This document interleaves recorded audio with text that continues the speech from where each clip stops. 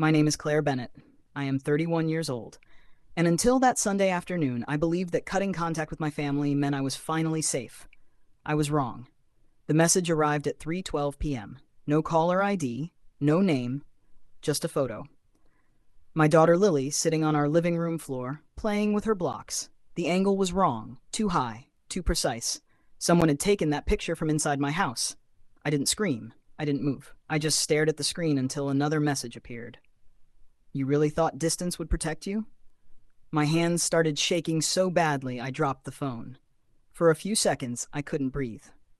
Then instinct took over. I grabbed the phone, locked the doors, and dialed 911. The operator asked me what was happening. I didn't know how to explain it without sounding insane. Someone is inside my house, I said. Or they were. Two officers arrived within minutes. Lily was upstairs napping.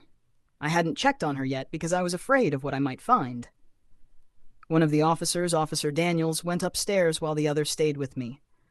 I watched his face as he walked through the hallway, checking each room. When he came back down, he nodded. Your daughter is fine. I almost collapsed. But then he asked, does anyone else have access to your home? And that's when everything started unraveling. Before I tell you what we found that day, and why my past came crashing back into my life in the most calculated way imaginable, tell me something first. What time is it where you are right now? Where are you watching from? And what would you have done if you received that message? Because what I did next changed everything. My parents had always been controlling. Not the obvious kind. Not the kind that screams or threatens. They were quieter, more patient, more strategic. My mother, Elaine, believed control was love. My father, Robert, believed control was necessary. Growing up, I didn't question them. They chose my friends, my school, my career path, even my hobbies.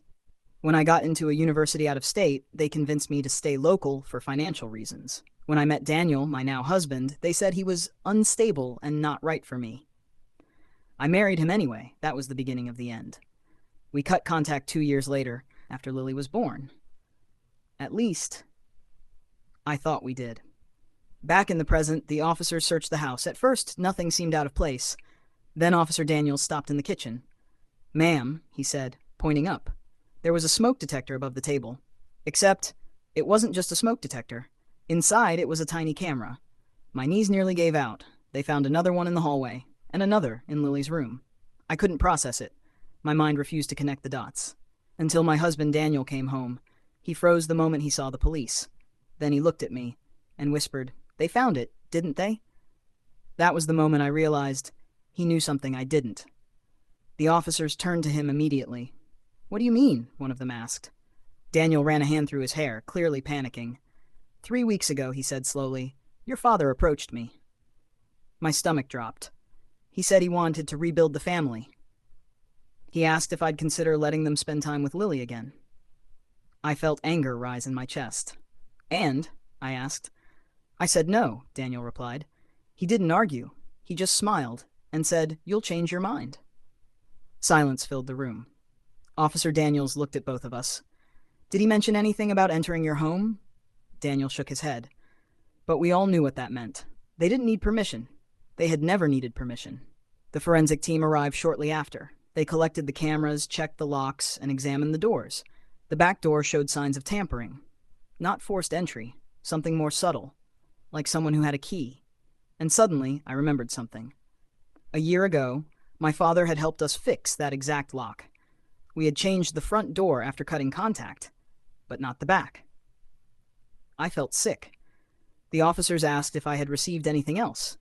That's when I showed them the message and the photo. Within minutes, the situation escalated from a domestic concern to a full investigation. Because this wasn't just intrusion, it was surveillance, and it had been going on for longer than we thought. They found a hidden storage device inside one of the cameras.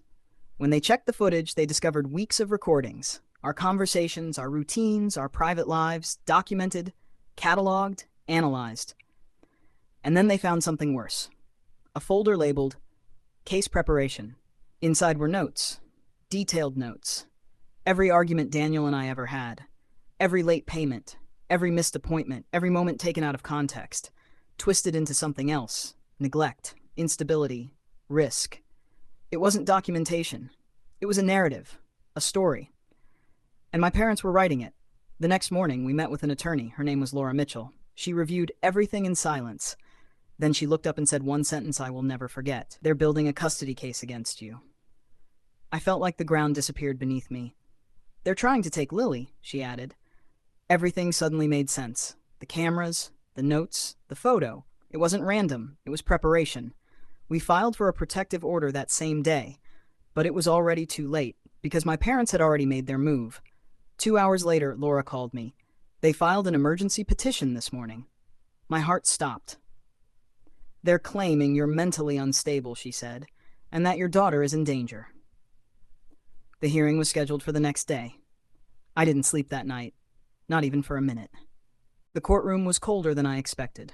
Or maybe that was just me. My parents were already there, perfectly dressed, calm, prepared, like they had been waiting for this moment for years.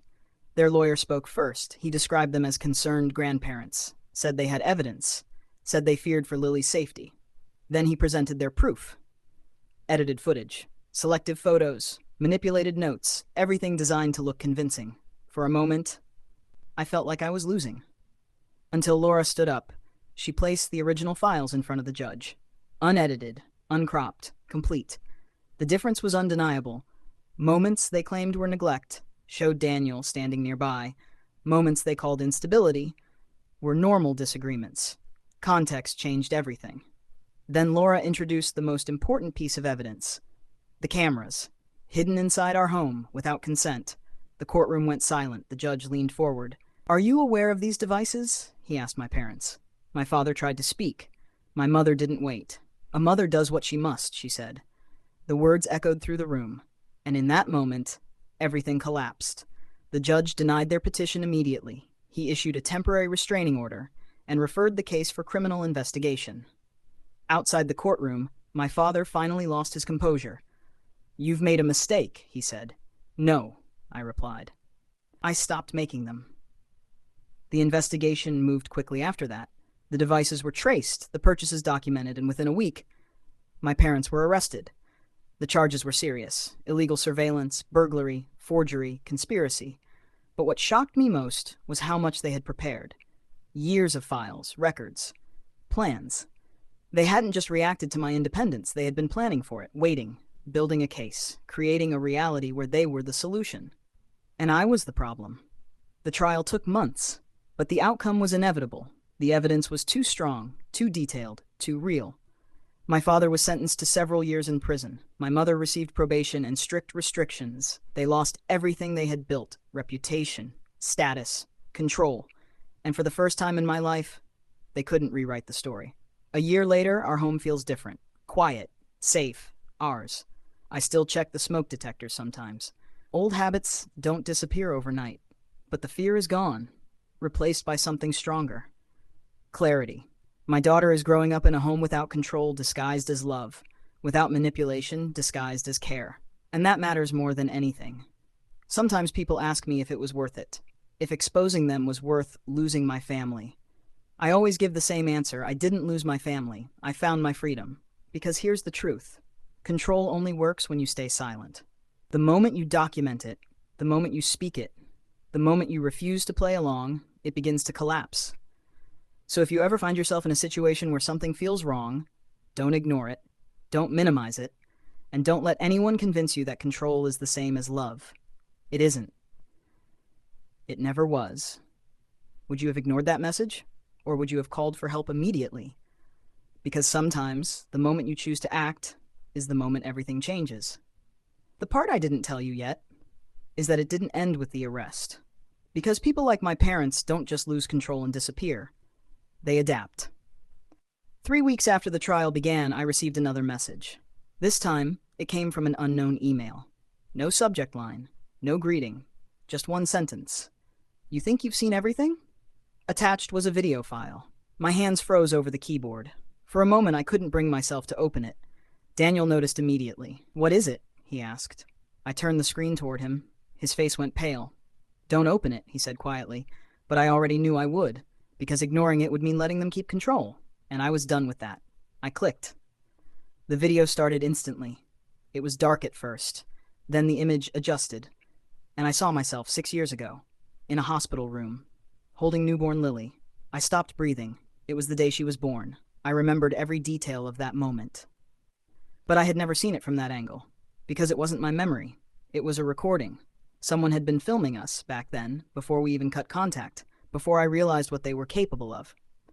The audio crackled slightly. Then my mother's voice filled the room, soft, calm, controlled. "You're exhausted, Claire," she said. "Just sign it. It's temporary." I remembered that conversation. She had tried to convince me to give her medical authority over Lily. I refused, but what I didn't know was that she had recorded everything. The video continued. I watched myself, tired, vulnerable, unsure. I watched my father step into the frame after I left, and then I heard the sentence that changed everything. "She'll give in eventually," he said. "Everyone does." The video ended. The room went completely silent. Daniel closed the laptop slowly. "They've been planning this since the beginning," he said. I didn't answer, because I was realizing something far worse. This wasn't escalation. This was phase 2. We contacted Detective Harris immediately. She had taken over the case after the arrests. When we showed her the video, her expression didn't change, but I could see the shift in her eyes. "This didn't come from the evidence we collected," she said, which means there's more we haven't found. That sentence settled in my chest like a weight, because it meant one thing. The story wasn't over. The investigation expanded. Digital forensics began tracing the email.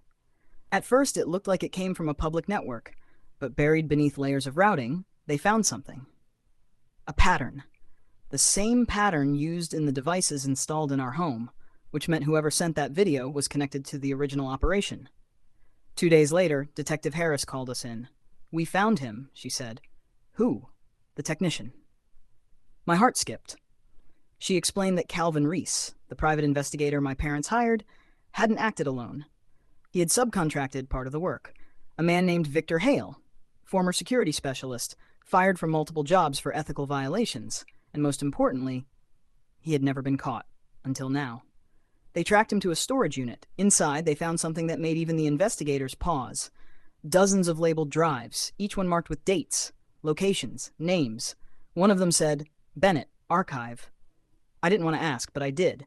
"How much is there?" Detective Harris looked at me carefully.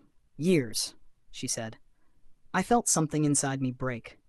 Not loudly, not dramatically, just quietly, like a final piece of denial giving way. They'd been watching us for years, not constantly, not every day, but enough. Enough to build a life that wasn't ours. Enough to create a version of reality they could present whenever they wanted. The drives contained everything. Old phone backups, security footage from places we had visited, photos taken from a distance, records of conversations we didn't know anyone heard. And then they found the worst file of all, a document titled Intervention Plan. It wasn't a legal document. It wasn't even formal. It was a strategy. Step by step. Phase 1, reestablish proximity. Phase 2, document instability. Phase 3, isolate support system. Phase 4, initiate legal control. I couldn't read the rest. I didn't need to, because I had lived it. The trial shifted after that discovery. What was once a serious case became undeniable, deliberate, calculated, long-term. Victor Hale agreed to testify in exchange for reduced charges, and what he revealed was worse than any evidence. They didn't think they were doing anything wrong, he said. They thought they were fixing a mistake. "What mistake?" the prosecutor asked. "You," he said, looking directly at me. The courtroom went silent. "My mother believed she had the right to control my life," I said quietly. Victor shook his head. "No," he replied. "She believed she owned it." That distinction stayed with me. Owned. Not loved. Not protected. Owned. The verdict came faster than expected. With the new evidence, there was no room for doubt. My father received additional charges. My mother's restrictions were extended. Victor Hale was sentenced separately, and the court issued something I hadn't even known was possible. A lifetime no-contact order. Not just for me, but for my daughter and any future children. It was final, permanent, irreversible. For the first time, there was nothing left for them to try. No legal path, no manipulation, no access. The system they had built collapsed completely. Months passed. Life slowly returned to something that felt real. Normal didn't come back all at once. It came in small moments.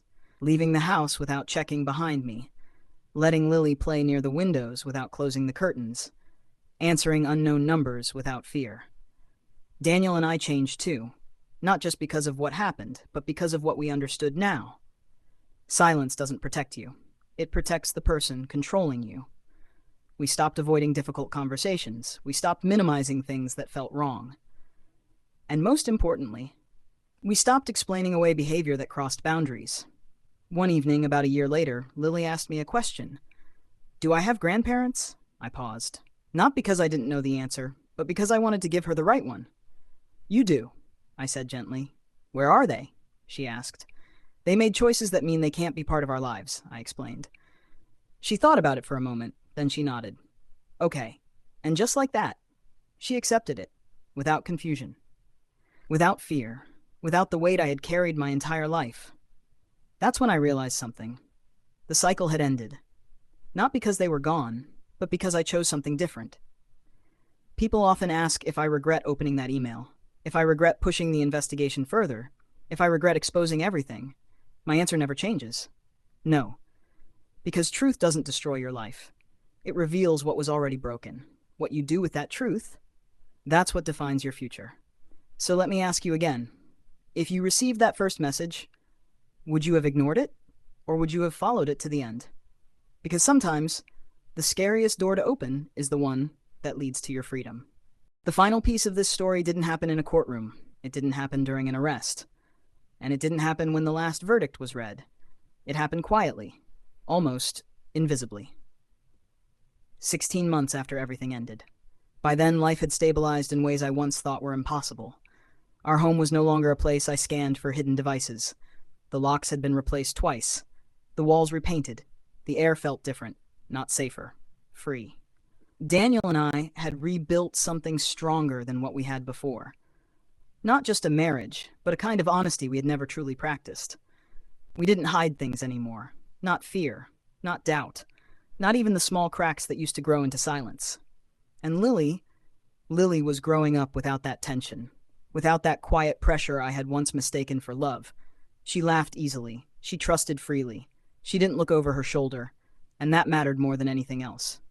One afternoon, I was going through the last box returned to us after the case closed. We had left most of them sealed. I didn't need to see everything they had collected. I didn't need to relive every moment they had stolen. But this box was different. It was smaller, unmarked, and for some reason, I knew it was meant for me. Inside, there were only 3 things: a photograph, a letter, and a key. The photograph was old. I was maybe 7 years old, sitting at the kitchen table, smiling at something outside the frame. My mother stood behind me, her hand resting on my shoulder. At first glance, it looked normal, happy, but something about it felt wrong. Then I noticed it. Her grip, not gentle, not protective, firm, controlled, the kind of hold that doesn't let go. I set the photo aside. My hands were steady now, not like before. The letter was handwritten, my father's handwriting, precise, careful, deliberate. I unfolded it slowly. "Claire, if you are reading this, then things have not gone the way we intended. You will believe that we tried to control you, that we crossed lines, that we became something you needed to escape. But understand this, we did what was necessary. You were always impulsive, always emotional, always one step away from making a mistake that would ruin your life. We corrected that. We guided it. We protected you from yourself. You may call it control. We call it responsibility. You think freedom means making your own choices, but freedom without structure is chaos. And chaos destroys everything. One day you will understand, and when you do, you will realize we were right." I stopped reading, not because I couldn't continue, but because I didn't need to. For the first time, his words didn't reach me. They didn't settle into my thoughts. They didn't reshape my understanding of myself. They were just words, old ones, outdated, powerless. I folded the letter and placed it back in the box. Then I picked up the key. It looked ordinary, worn at the edges, used, familiar. And then I realized what it was. The original key to my childhood home, the house they had already sold, the place where everything had started. For a moment, I just stared at it, so many years of my life tied to something so small, so simple, so easy to carry, and yet so heavy. Daniel came into the room. He didn't ask what I was holding. He didn't need to. "Are you okay?" he asked quietly. I thought about the question, really thought about it. Not the automatic answer, not the one I used to give to avoid concern, the real answer. "Yes," I said, and for the first time in my life, it was completely true. That evening, we drove to the coast. It wasn't planned. We just went.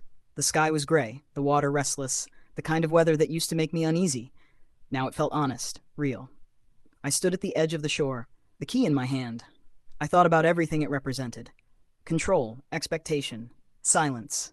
Years of believing I needed permission to exist the way I wanted. Behind me, Lily was laughing, chasing the waves with Daniel. Unafraid, unwatched, free. That was the difference. That was everything. I looked down at the key one last time, and then I let it go. It disappeared into the water without a sound. No dramatic moment, no closure speech, just release. Some endings don't need witnesses. They just need a decision. We stood there for a while after that. Not talking, not rushing, just being present in something that didn't belong to the past. On the drive home, Lily fell asleep in the back seat, her head resting against the window. Peaceful, safe. I watched her for a moment through the mirror, and I understood something I wish I had known much earlier. Breaking away doesn't just change your life. It changes the life of everyone who comes after you. The patterns don't continue, the fear doesn't transfer, the control doesn't survive, unless you allow it to. People sometimes ask me what the hardest part of everything was. It wasn't the investigation, it wasn't the trial, it wasn't even the betrayal. It was letting go of the version of my parents I kept hoping would exist, the ones who loved without conditions, the ones who supported without control, the ones who didn't need to be fought. Letting go of that idea was harder than walking away from reality, but it was also what made everything else possible. A few weeks later, I received one final notification, a legal confirmation. All remaining materials connected to the case had been destroyed. Every copy, every recording, every file. Gone. For a moment, I thought I would feel relief. Instead, I felt something quieter. Closure doesn't always feel like a victory. Sometimes it feels like space. Space where something used to live. Space you now get to fill differently. So I did. I applied to the graduate program I had once lost, the one I never got to choose. When the acceptance email arrived, I didn't hesitate. I didn't second guess. I didn't wait for permission. I accepted. Immediately. That decision wasn't just about education. It was about ownership of my life, of my choices, of my future. And that's where this story really ends. Not with what they lost, but with what I reclaimed, my voice, my boundaries. My right to decide who has access to my life. Because in the end, this was never just about control. It was about permission. The permission I spent years believing I needed. And the moment I realized, I never did. So if you take anything from my story, let it be this. The people who tell you not to make a scene are usually the ones who benefit from your silence. And the moment you stop protecting their version of the truth is the moment your real life begins. Tell me, would you have let it go?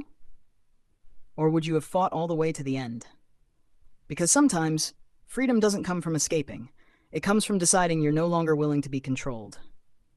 And that decision changes everything.